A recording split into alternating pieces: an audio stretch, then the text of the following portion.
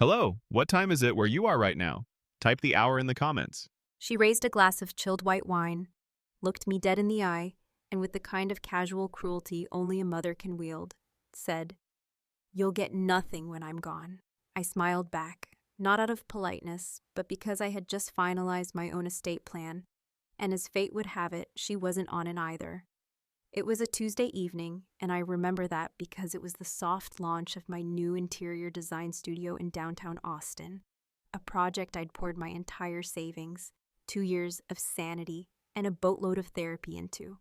The kind of event you expect close friends, supportive clients, and maybe your accountant to show up at. What I didn't expect, not in a million years, was for Elaine Monroe, my mother, and let's just say, a woman who wouldn't cross the street if I was on fire, to glide through the glass doors like she'd been invited. She hadn't. She walked in wearing a beige suit that probably cost more than my kitchen remodel and a smirk that said she was about to ruin something. And oh, she did not disappoint. She didn't start with pleasantries. She didn't congratulate me. She didn't even acknowledge the 5-foot-wide floral arrangement I stood beside. Instead, she beelined to the bar, ordered the most expensive wine on the menu, and when the room had quieted just enough for her voice to carry, she turned to me and delivered that icy line with surgical precision. "You'll get nothing when I'm gone." It didn't hit like a truck, no, I'd heard worse from her, behind closed doors, in voicemail tirades, and once on a Christmas morning when I was 17 and had forgotten to buy her a scarf. No, it didn't hit hard. It hit weird, surreal, like watching a bad actor trying to recreate real pain. And so I smiled, calmly, smoothly, like someone who's been waiting their whole life to say what came next. "That's fine," I said, meeting her gaze without blinking. "I just finalized my own estate plan, and you're not on it either." You could almost hear the record scratch in that fancy room full of mid-century furniture and people who drink Chardonnay because they can pronounce it. Someone behind me actually dropped a shrimp cocktail. Elaine, for the first time in what might be decades, looked genuinely surprised. Then she narrowed her eyes like she was trying to decide whether I'd grown a spine or if she'd just misheard me. Here's what the crowd didn't know. What they saw was a polished woman in her 40s standing tall in heels she'd earned every inch of. What they didn't see was the teenage girl who once stood crying outside a police station at midnight, waiting for her mother to come pick her up after she was caught trying to hitchhike to Dallas. They didn't see the college freshman who worked 3 jobs to pay her tuition because Elaine had forgotten to fill out the FAFSA. And they sure as hell didn't see the 30-year-old woman who mailed her wedding invitation to her mom's condo in Naples, only to receive it back unopened with a sticky note that read, "Wrong address, try again." I walked away before she could say anything else. Not because I was afraid, God no, but because I knew that if I gave her even one more second of my time, she'd suck all the oxygen out of the room. And this night, this launch, this triumph was mine, not hers, not ours, just mine. Back in my office upstairs, the noise from the party below a soft, distant hum, I poured myself a bourbon and sat behind my desk, the same one I'd refinished by hand, just like I'd rebuilt my life from scratch. I glanced at the thick envelope sitting beside my laptop. Inside were the final signed papers of my estate plan, complete with every clause, directive, and beneficiary. I'd carefully chosen Leah, my niece, who calls me for advice on everything from laundry to dating, Oscar, the dog I rescued after my divorce, and a hefty donation to a women's shelter in San Antonio, the same one that helped me during the worst year of my life. Elaine's name appeared nowhere. I thought about what she'd said, "You'll get nothing," and how for her, everything was always about control. But it had taken me too many years and too much therapy to realize that money wasn't love, and control wasn't care. She hadn't shown up to reconnect. She'd shown up to remind me that she still could hurt me, if I let her, but I wasn't letting her anymore. My phone buzzed. It was a text from Reese, my lawyer and best friend since community college. "Signed, sealed, and notarized," it said.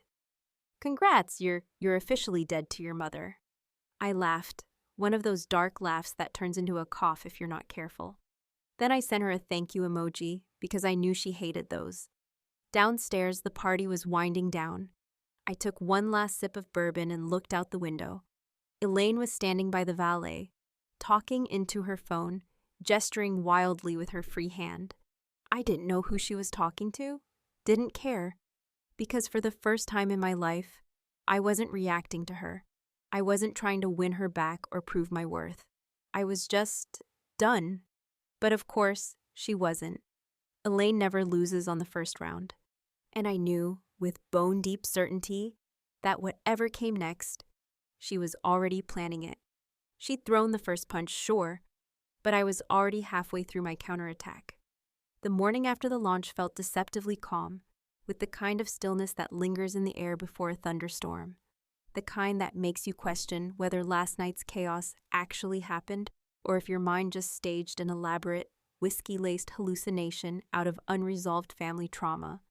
But as I stood in my kitchen, stirring a French press of strong, bitter coffee and scrolling through emails that mostly contained overpriced invoices and congratulatory fluff, I saw her name at the top of my inbox.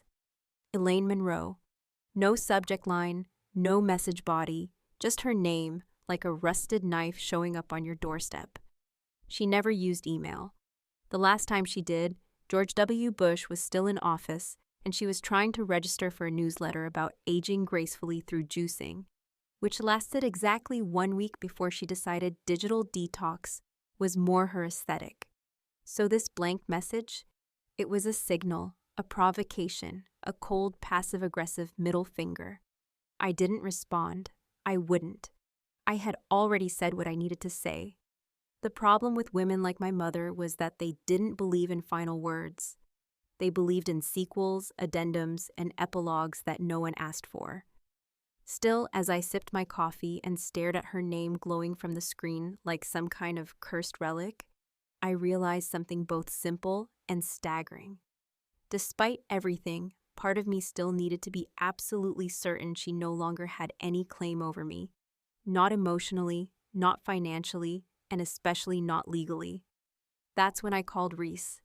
Reese Madsen was the kind of friend every woman needs when she's navigating a minefield of generational trauma, ex-husbands who still think they're funny, and parents who think estate planning is an act of betrayal. She was sharp, borderline brutal in court, and had the patience of a sedated saint when dealing with my occasional bursts of righteous indignation. We met in a business law class when we were both broke, bitter, and just one roommate betrayal away from becoming villains in a made-for-TV movie. Over the years, Reese had become not only my legal counsel, but also my emergency contact, moral compass, and designated reality checker. So when I told her about Elaine's little toast and the venom behind those 6 little words, she didn't gasp or sputter like I half hoped she would. She just said, "Well, that settles it. We tighten up your trust, and we go scorched earth." I knew what she meant. The estate plan I'd finalized just days earlier was straightforward, clean, and emotionally neutral, designed more for peace of mind than revenge. But that version of me, the one who drafted it with Reese over wine and roasted almonds, hadn't seen her mother stride into her career milestone like a villain on a power trip, hadn't heard those words delivered like a verdict. That version had still clung to the tiniest sliver of optimism that maybe, just maybe, Elaine would age into wisdom instead of calcifying into bitterness. But that version was gone now. Cremated in the fire Elaine started and I refused to extinguish. So we rewrote the plan.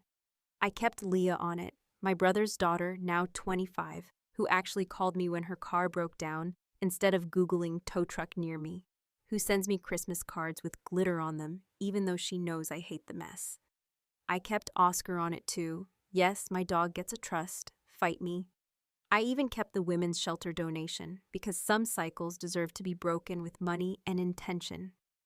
But what I added, what Reese suggested with her usual dry tone and gleam in her eye, was a clause so specific and petty, it bordered on genius. If Elaine Monroe ever attempted to challenge the will, legally or publicly, she would be responsible for covering all legal fees associated with the defense, with a mandatory arbitration clause that barred her from any media commentary under penalty of automatic disinheritance from any secondary assets, which, in layman's terms, meant that if she even thought about opening her mouth to a reporter or her book club, she'd get less than the lint in my coat pocket. I signed the papers with a pen Reese gifted me, engraved with the phrase, "Write your legacy," and I swear the second I dotted that last signature, I felt lighter, not vindicated, not triumphant, just unburdened. Like I had finally stepped out from under the heavy quilt of obligation that had wrapped itself around my shoulders since childhood, stitched with guilt, fear, and the kind of twisted loyalty that only a daughter can feel for a mother who did her best to break her. It was that same afternoon, maybe 3 hours later, that I got the call from the front desk of my office building, saying a woman named Elaine Monroe was in the lobby, holding a folder and refusing to wait in the guest lounge. Apparently, she said she owned the place, which was rich coming from someone who once told me my career was a hobby with good lighting. I didn't rush down. I finished what I was doing, reviewing the mock-ups for a new luxury condo lobby in Dallas, and only then did I take the elevator down, slowly, deliberately, with my heels clicking against the floor like punctuation in a sentence I hadn't finished writing. There she was, in a camel coat, again too expensive for her income bracket, holding what looked like a manila folder stuffed with papers. Her lips were pursed, her hair sprayed into the kind of helmet bob that defies humidity, and her eyes, sharp, scanning, always 2 steps ahead, or at least believing she was, locked onto me the moment the elevator doors opened. "I have something you need to see," she said. Not hello, not how are you, not even a snide remark about my shoes, which meant it was serious. And when she handed me that folder, and I flipped through its yellowing contents, documents I'd never seen, signatures I didn't recognize, a trail of money and intent that hadn't been mentioned in any conversation between us since I learned to drive, I realized that the game wasn't just about words anymore. Elaine had just upped the stakes, and I was ready to play. The thing about secrets is they don't stay buried forever, no matter how deep you dig or how many decades you spend pretending they never existed. Eventually, someone trips over the edge of the lie, the dirt starts to crumble, and everything you thought you had safely hidden finds its way to the surface with the kind of timing only fate and family dysfunction could orchestrate. As I sat behind the frosted glass door of my conference room, manila folders spread open in front of me like a post-mortem on the life I thought I'd already survived, I realized my mother hadn't just brought documents, she'd brought ammunition, or at least the kind of leverage that made you stop breathing for a second too long while you processed what the hell you were actually looking at. Inside that folder were financial documents dating back more than 25 years, stapled and marked with faded yellow highlighter, old trust records, account statements from banks that had either been absorbed or dissolved, and a single handwritten letter that looked like it had been torn out of a spiral notebook in haste, written in a looping script that was unmistakably my father's. My real father, the one Elaine never talked about unless she was trying to make a point about bad decisions, or remind me why she preferred raising me alone, even though she barely did that. I hadn't seen his handwriting since I was 14 and found an old birthday card tucked into a shoebox under my bed. The kind of small, innocent discovery that makes you realize how many questions you've never had the courage or opportunity to ask. The letter wasn't sentimental, which made it all the more jarring. It wasn't a plea or an apology or some long-lost profession of love. It was a directive, clear, blunt, and painfully legal in tone. In the event of my passing, it read, I leave all residual assets, including the Monroe Family Trust and any attached funds, to my daughter, Alexandra Monroe, under the administration of Elaine Monroe until the age of 25. There was more, of course, but that line alone made my stomach turn in a way that had nothing to do with food and everything to do with betrayal. I looked up at Elaine, who stood with her arms crossed like she was presenting a slideshow at a corporate retreat, completely unaffected by the storm she had just thrown into my lap. Her face was unreadable, practiced, rehearsed even, as though she'd had this confrontation scripted in her head for years, but had only now found the courage or necessity to stage it. Why are you showing me this now? I asked, my voice calm but tight, the kind of tension that happens when every muscle in your body is coiled for impact. Because you made it clear you were cutting ties, she said without flinching. And I figured before we burn the whole bridge, you should know what's really underneath it. I didn't trust her motive, not for a second. Elaine didn't do things out of fairness or transparency or even spiteful curiosity. She did them when it served her, when it allowed her to retain control over the narrative, and more importantly, when she thought she might still be able to influence the outcome. I closed the folder, slowly, deliberately, like I was sealing something toxic away, but the damage was already done. Back upstairs in my office, I paced like a woman who had just been told the foundations of her life were constructed on someone else's money, someone else's lies, and that the person she'd spent her adult life trying to keep at arm's length had been not only in control of those funds, but had apparently kept them hidden, rerouted, or maybe worse. The thought that there had been a trust, an actual legal financial safety net, meant that all those years I'd spent scraping by, piecing together rent payments, working myself half to death to qualify for student loans I didn't understand, had been completely unnecessary.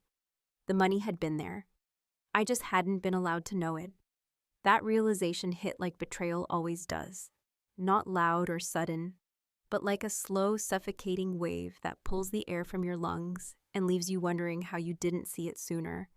I called Reese again, her voice crackling through the speakerphone like a lifeline I wasn't ready to admit I needed. She withheld a trust fund meant for you, Reese said, already halfway into damage control mode. That's not just morally bankrupt. That's legally actionable. Depending on how it was set up, she might have committed fiduciary fraud. Fiduciary fraud. The word sounded too clinical, too polite for what I felt. This wasn't just about money or legality. This was about the fundamental rewriting of my history. The realization that every hardship I'd overcome, every sacrifice I'd made under the illusion of independence, had been part of a larger orchestrated silence. Elaine had let me suffer, had chosen to let me believe that I was alone, that no one would help, and she'd done it while sitting on the very resources that could have changed everything. I felt like screaming, but instead, I sat down and began making a list. Not of grievances, not yet. A list of every bank mentioned in the documents, every account number, every asset transfer. I started tracing the timeline, mapping it like a detective connecting red strings on a corkboard. It wasn't about revenge at that moment. It was about clarity. If there was a mystery buried in this financial mess, I was going to find it. And if Elaine thought she could keep me in the dark just because I hadn't known the rules of the game she was playing, she was about to realize that I had learned how to read the playbook better than she ever expected. 2 days later, with Reese's help, I had access to most of the records. We learned that the trust had been partially liquidated 15 years ago under Elaine's name, under the guise of a medical emergency that no one, including her own doctor, could remember happening. Another portion had been moved into an offshore account in the Caymans, not large enough to be criminally suspicious on its own, but enough to raise questions if the IRS ever decided to peek behind the curtain. And most damning of all, there was a new name listed as a beneficiary, one I didn't recognize. That's when the game changed. Not just because my mother had stolen from me, but because apparently she had given it to someone else, someone I didn't know, and I intended to find out exactly who. There's a peculiar heaviness that settles over you when you realize the enemy you've been bracing to fight for most of your life isn't some vague outside force or abstract notion of misfortune, but rather the person who first taught you how to speak, how to tie your shoes, and how to defend yourself from a world that, ironically, never hurt you as much as she did. That's the weight I carried as I stepped into Elaine's apartment 3 days after the bank records revealed the name of the new beneficiary, a name that rang absolutely no bells, no former classmates, no extended cousins, no forgotten godchildren, just a stranger's name printed in sharp black ink beside mine, as if we'd been twinned together in a cruel twist of paperwork, bonded not by blood but by betrayal. The condo smelled like white gardenias and some overpriced floor polish, the kind of scent that screams artificial class, like she'd sprayed it just before I arrived in a last-minute attempt to mask whatever rot was sitting under the marble. Elaine greeted me without warmth, without hostility either, just a transactional nod, as though we were not mother and daughter but estranged diplomats meeting under strained peace talks. She gestured toward the kitchen where two mismatched cups of tea sat untouched on coasters she had clearly placed with obsessive precision. I didn't sit. She did. That was the first sign of the imbalance she wanted to create. Her in control, me hovering, waiting. "I assume you've looked into the trust," she said, not as a question but as a statement. Her voice flat, almost bored, like the whole thing was a mildly inconvenient misunderstanding, rather than the betrayal of a lifetime. "I have," I replied, matching her tone, fighting the urge to raise my voice, because I knew Elaine didn't respond to emotion. She weaponized it, stored it for later, turned it against you when you least expected it. She didn't flinch. She just took a sip of her tea, set it down with deliberate care, and said, "It's not as simple as it looks." But of course it was. There had been a trust, left to me by a man she'd vilified for years. Money meant to give me a cushion against the kind of instability that dominated most of my childhood. Money she had siphoned off, redirected, and in part, given to someone else. Someone named Kimberly Voss, a name that meant nothing to me but everything, apparently, to her. I asked who Kimberly was, and for the first time in what felt like years, I saw something shift behind her carefully manicured facade. A flicker of something that almost resembled shame, or maybe fear, or maybe just the discomfort of being found out. "She's your half-sister," Elaine said, her voice quieter now, almost soft. But the words hit like a slap, sharp and fast, knocking the breath out of me in one silent burst. I didn't respond right away because, what do you say to something like that? I wasn't even angry in that moment, not yet. I was just numb. A silent, spiraling kind of numb that made the walls seem both too close and impossibly far. Half-sister. The phrase didn't fit anywhere in the framework of my life, like someone had handed me a puzzle piece from a different box and told me to make it work. "She was from before," Elaine continued, her eyes fixed on the tea as if it held all the answers she didn't want to give. "Before I met your father, I gave her up when I was 20. I was young, scared, and it was the only option at the time. I reconnected with her about 6 years ago. I don't know what shocked me more. The fact that my mother, the queen of icy detachment and emotional stinginess, had reconnected with a long-lost daughter without so much as a whisper to me, or the fact that she'd done so 6 years ago and never thought to mention it. 6 years. That was before my divorce, before I opened my business, before I'd spent nights crying into a phone that never rang with comfort from the one person who always claimed to know better. And yet she'd had someone else, someone secret, already seated at the table. She went on to explain, in the same cool, measured tone she might have used to read a grocery list, how she'd felt guilt over giving Kimberly up, how she'd wanted to make things right, and how she'd used a portion of the trust to help Kimberly through school, buy her a house in Arizona, and set up a modest business of her own. She made it sound noble, like an act of redemption, but to me it was nothing short of theft. Stealing from one daughter to compensate for the guilt she carried about another. I stood there motionless, watching her justify every act as though they were all inevitable, all done with a heavy heart and the best of intentions. But all I could think about was the time I spent eating canned soup during my junior year. Because I couldn't afford groceries, the credit card debt I racked up starting my company, the nights I cried myself to sleep, wondering why I wasn't enough to warrant support, not even a phone call. "You had the means to help me," I said finally, my voice trembling not with weakness, but with the sheer effort of containing a tidal wave of fury. "You watched me drown, and then told another woman how proud you were of saving her."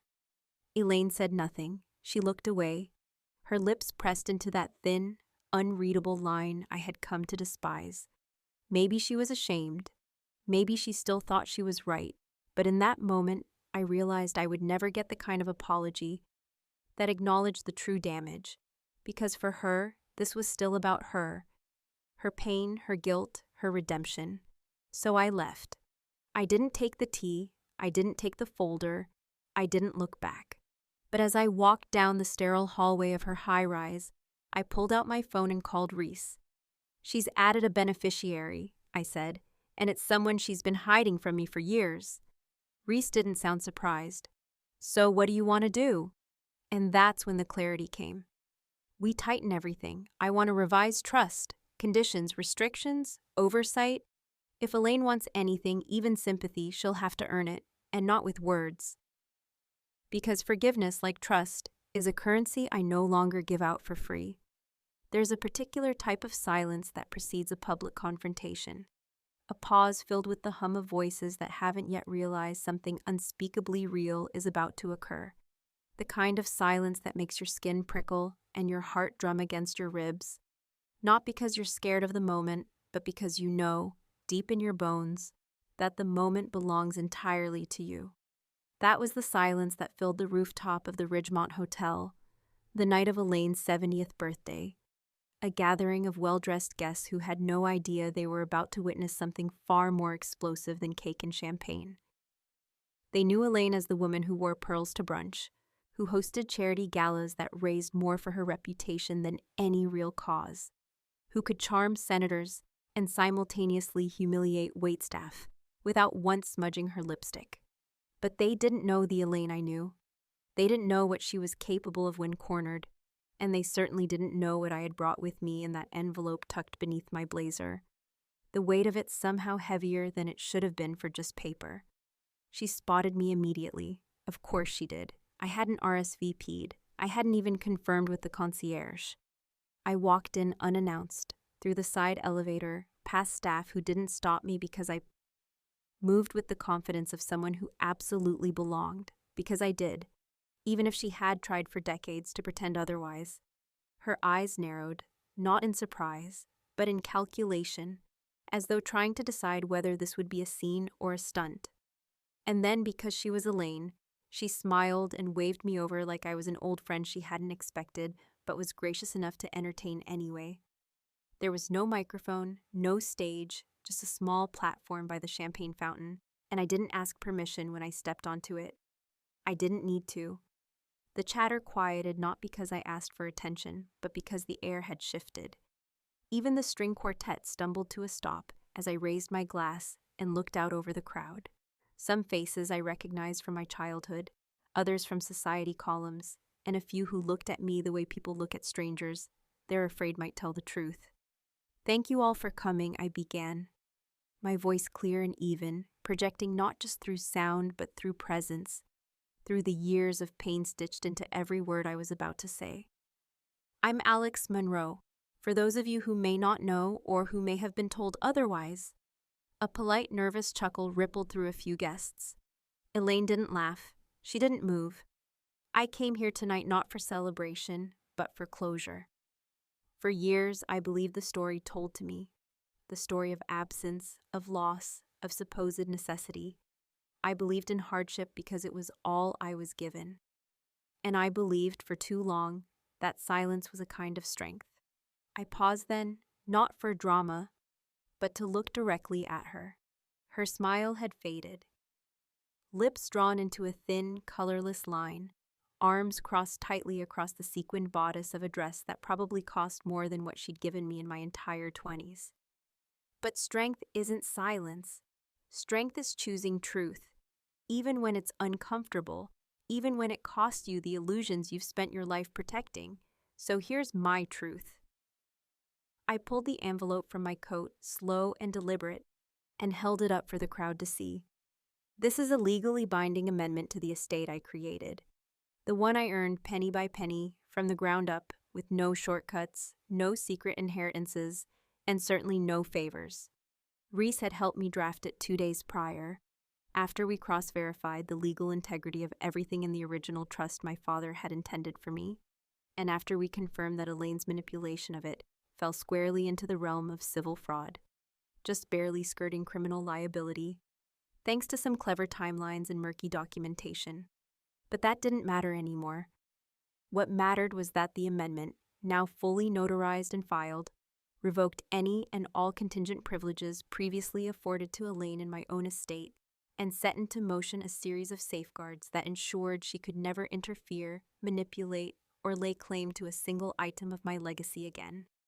There are no second chances in this document, I continued. No avenues for appeal, no last-minute apologies written in trembling cursive. It's done. She's out.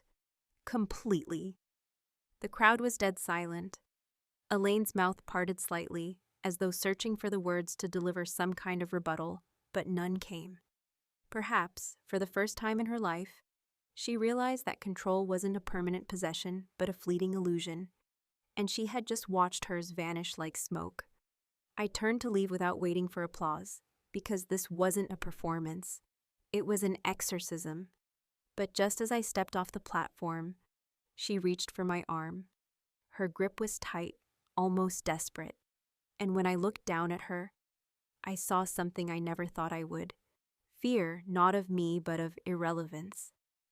The kind of fear that creeps in when you've built your identity around power and discover too late that the people you hurt no longer need your approval to thrive. "You'll regret this," she whispered, her voice low, harsh, almost cracking beneath the weight of her own unraveling composure. "Maybe," I replied, leaning in just enough so only she could hear me. "But at least I won't regret who I became." I walked out without looking back. Back home, I poured myself a glass of wine, not to celebrate, not to toast, but to breathe, the kind of breath that fills your lungs not with relief, but with air untainted by someone else's poison. The living room was quiet. Oscar, oblivious to the drama, slept at the edge of the couch. My phone buzzed. A message, no name, just a number I didn't recognize. It read, "Check your mailbox." I stood there, staring at the screen, heart suddenly pounding not with fear, but with that strange, electric anticipation that comes when you realize the story you thought had ended may still have one more chapter to go. And in that moment, I understood something I hadn't before.